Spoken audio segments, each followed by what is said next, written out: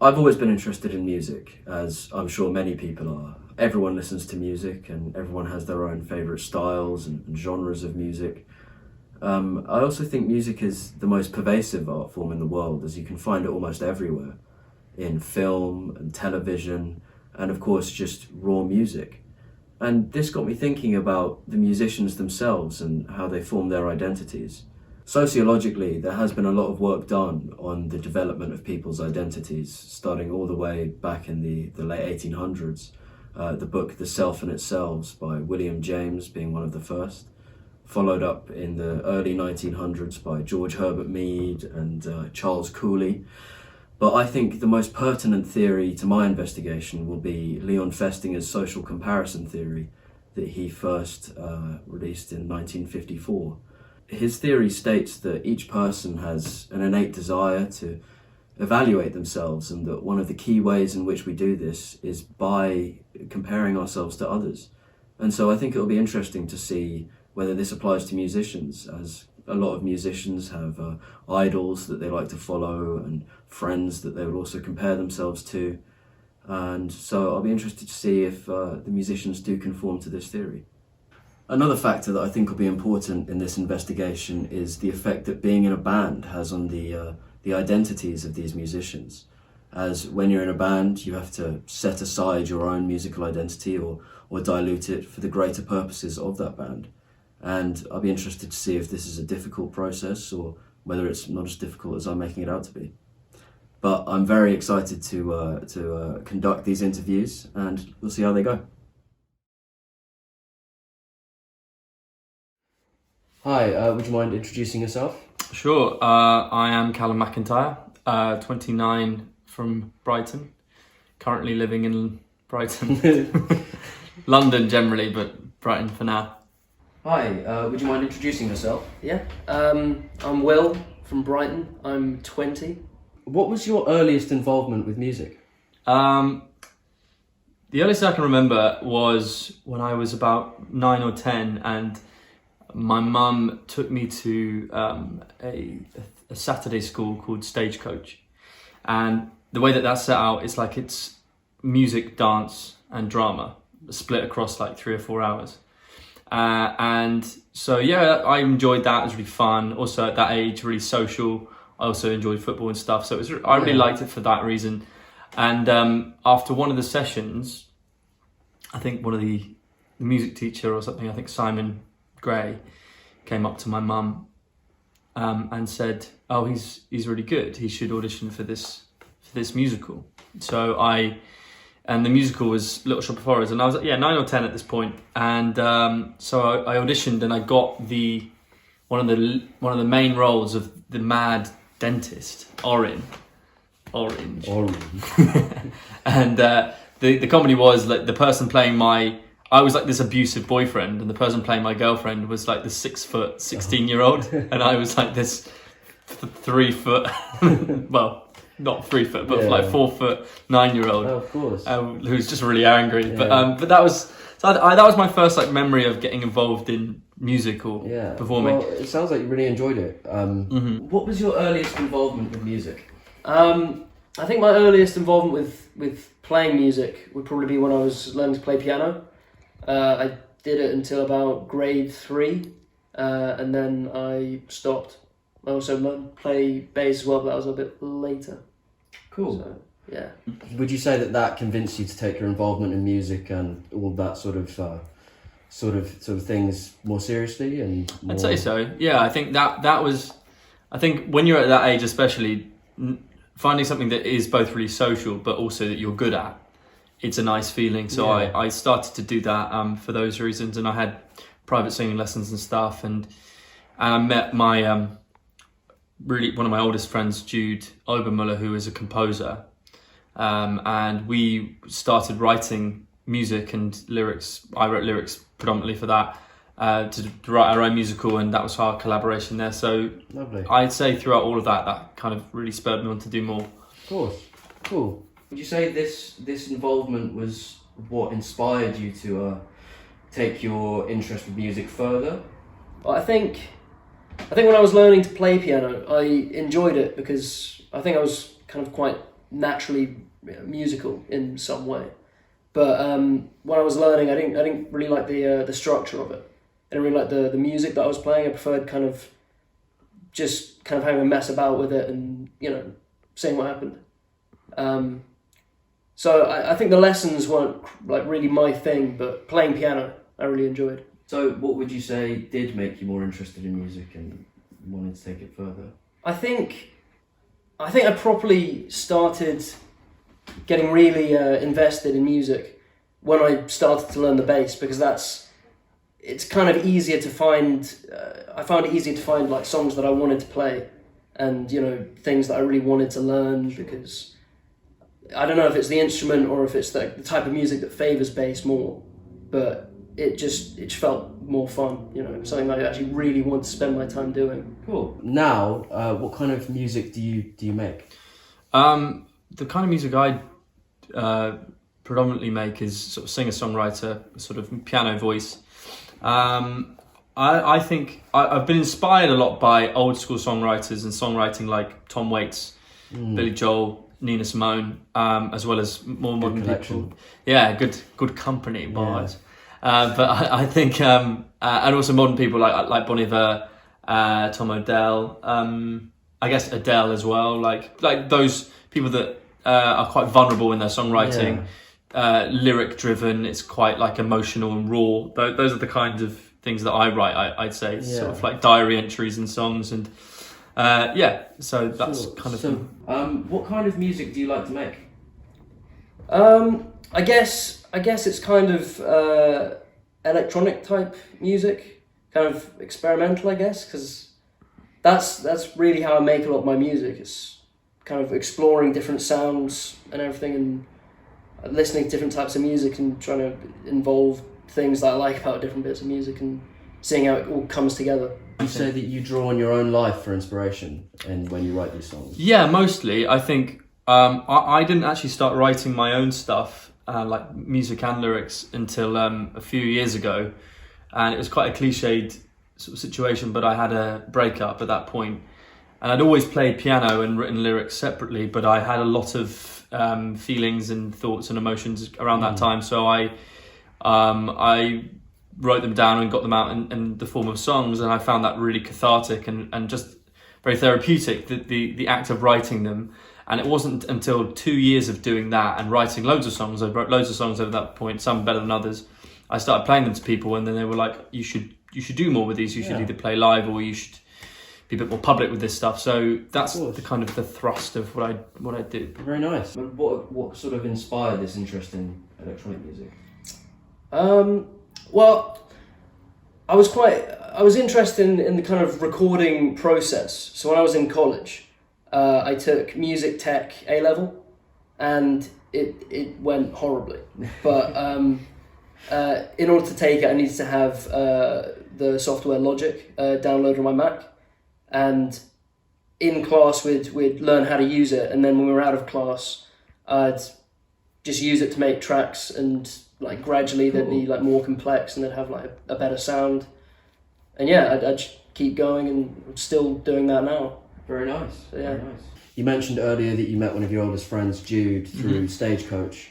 Would you say that you've made many friends through your involvement with music? And I think so. Yeah. I think obviously it's you can meet a lot of like-minded people through things like that. And I think, especially as I said, growing up, musical theatre was somewhere I could really flourish socially.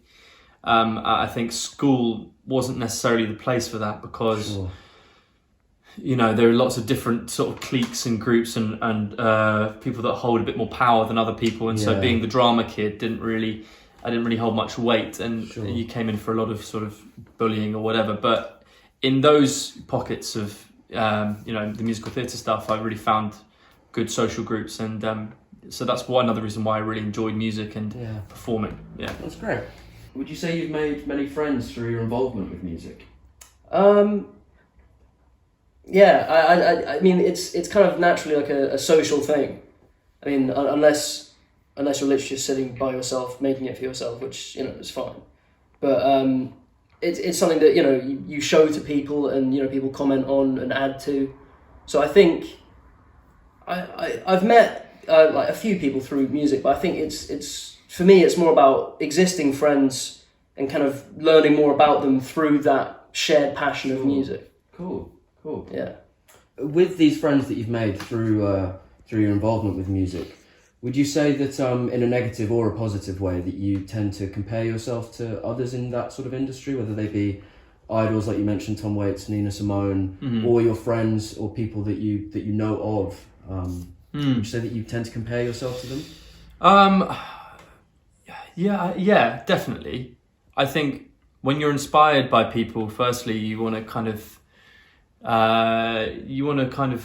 copy certain things that they do because you clearly like something about their music, so you want to sort of do your own version of that. Of course. I think it's a really slippery slope, though. I think when I first started writing my own stuff, it wasn't really for anybody else, so I didn't really feel like I was comparing myself to anybody else or trying to sound like anybody else. Sure.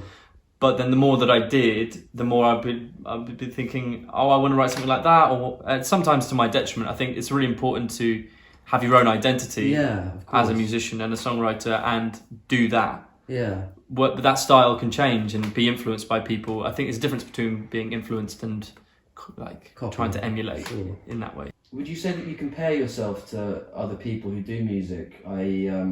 your friends, people you've met, or other musicians, idols, stuff like that?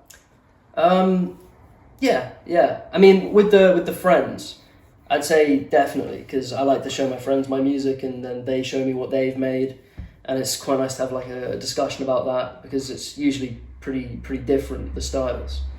I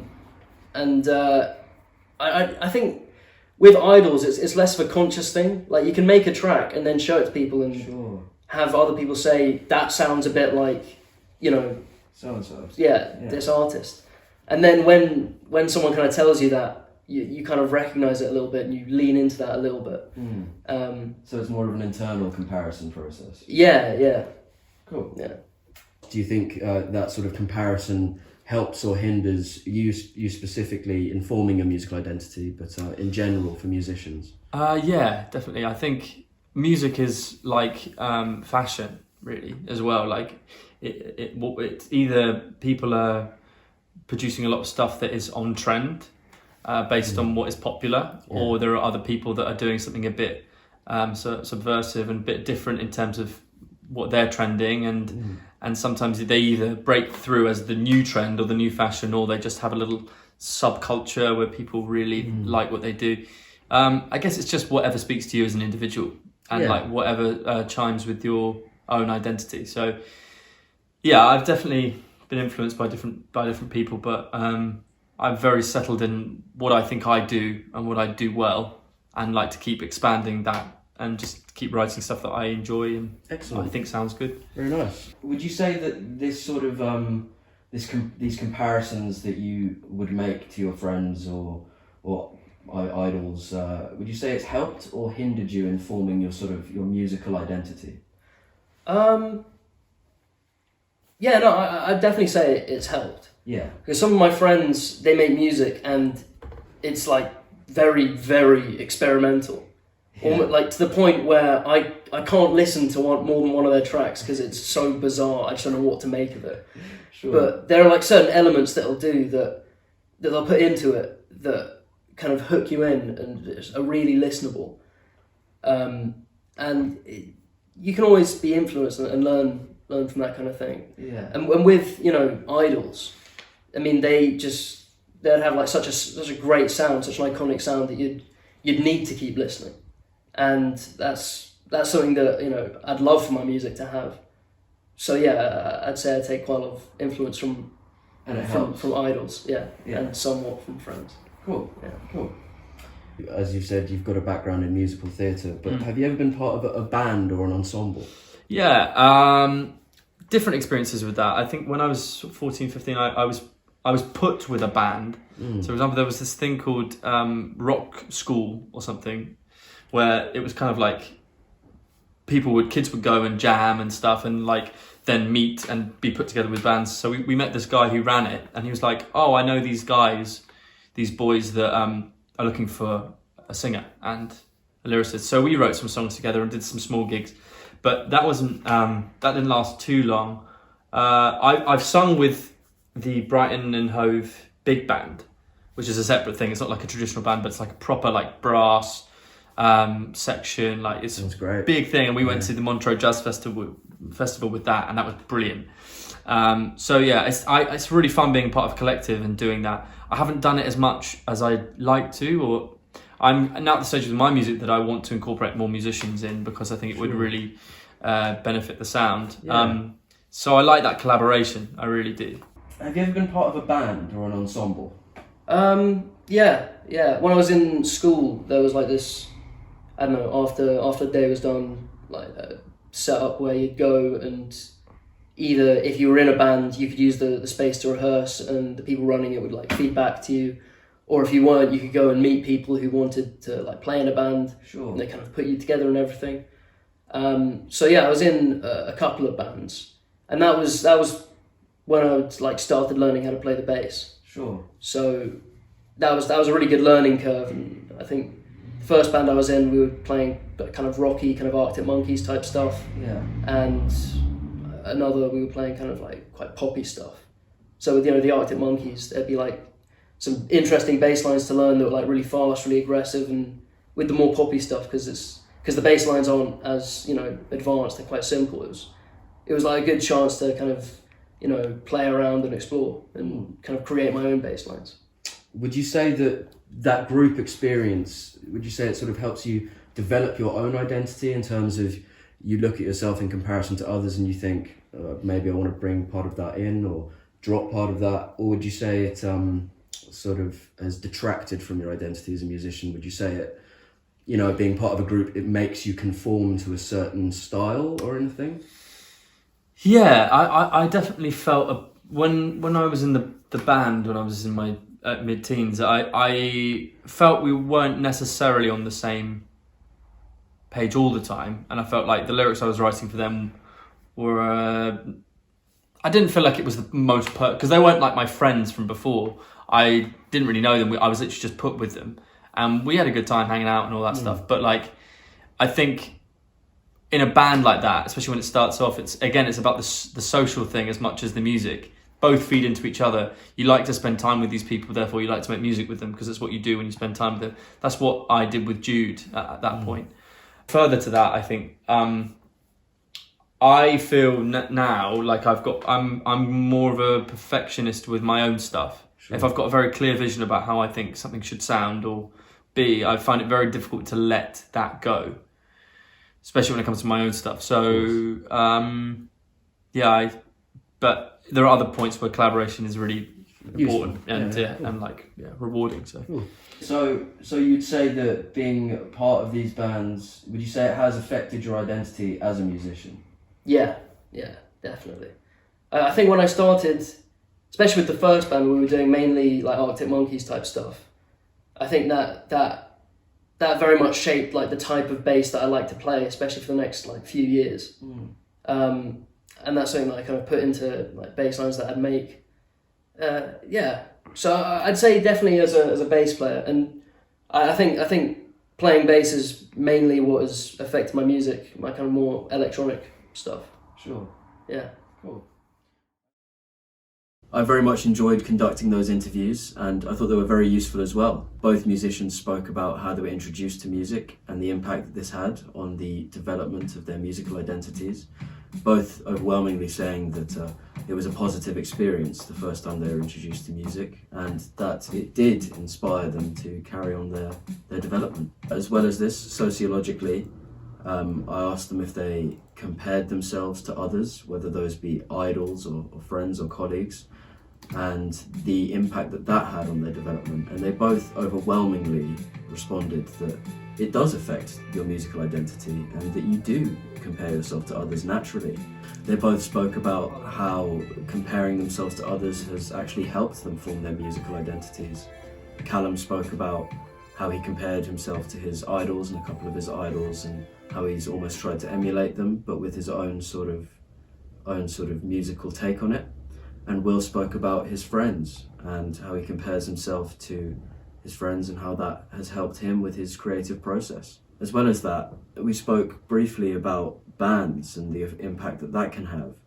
And both musicians did say that in certain bands where it's not really your type of music that you're playing, it does, you know, it does hinder your musical development in some ways, but it can also be the polar opposite of that. You know, when you find a band with people in it that you like and musically that you're very similar to, how that can help develop your identity and bring in new ideas for your own creative processes.